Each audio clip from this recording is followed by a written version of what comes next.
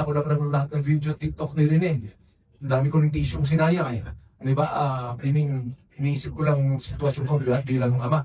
I'm sure ganun kay Attorney Roy, ganun kay Conference. No? Before I make that announcement, I'll tell you a story why.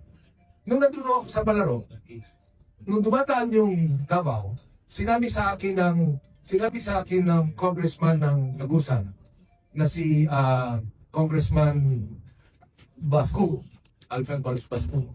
Sabi niya, Chairman, tingnan mo yung batang kumakawayo, yung matangkad na kumakawayo na bata. Sabi niya, napunta sa Davao yan kasi gusto mag-aral. Pero taga rito yan. Umiiyak pa nga nung umalis.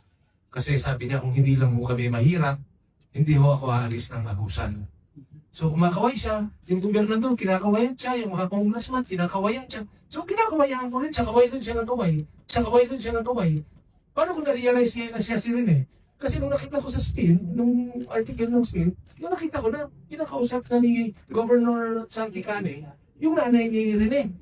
Eh sabi ko, ito pala yung batang so jolly, so happy, so proud, di ba, full of drinks, na kumakaway, na sinasabi nga ni Congressman Basco, umiyak yan nung umalis sa Agusan, at humihingi pa ng patawan, na kaya siya nawala sa Agusan province because he simply wants to pursue his dreams and to study for his family.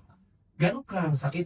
So having said that, true to life experience na ako mismo, kami nila Sani, ang gano'n na experience namin. We have decided, no, in consultation with our government agencies, in consultation with stakeholders, in consultation with the DILG and the Office of the Press Secretary, we are now convening by tomorrow at 1:30 the stakeholders meeting. And we have invited the stakeholders meeting and the panel. We call it the stakeholders panel. It will be here in PS tomorrow at 1:30. And we have invited the following. Number one, the Executive Director of Samahang Basketball ng Pilipinas, Erika D. Who is also a lawyer.